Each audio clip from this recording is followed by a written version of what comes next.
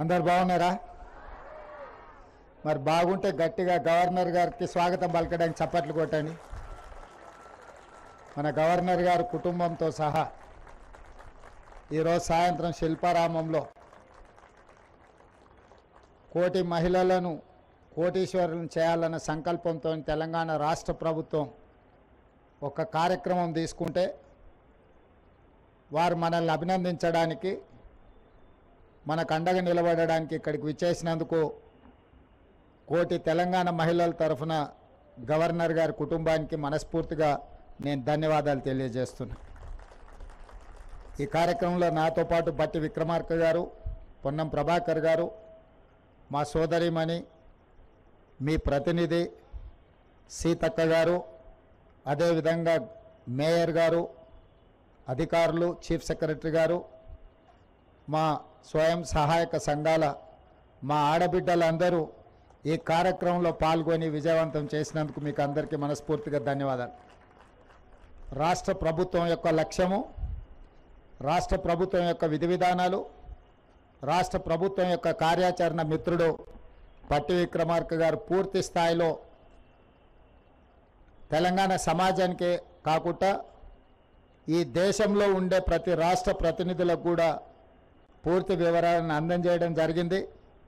Governor గారికి కూడా పూర్తిగా మన ప్రగతి నివేదికను మన ఉప ముఖ్యమంత్రి గారు నివేదించడం జరిగింది. నేను రెండే విషయాలు ప్రస్తావిస్తాను, ఎందుకంటే ఈరోజు మనమందరం మన గవర్నర్ గారు ఏం చెప్తున్నారో వినడానికి ఇక్కడ సమావేశమైనాం. ఆనాడు డిసెంబర్ 3, 2023 నాడు మీరు ఇచ్చిన తీర్పు, డిసెంబర్ 7, 2023 నాడు మేము చేసిన ప్రమాణ స్వీకారం, డిసెంబర్ 9, 2023 నాడు మొట్టమొదటి శాసనసభను ప్రారంభించుకొని మహిళా శక్తి అంటే ప్రపంచానికి చూపించాలి, తెలంగాణ మహిళా శక్తి ఈ దేశానికి ఆదర్శంగా నిలబడాలని నిర్ణయించుకున్నాం.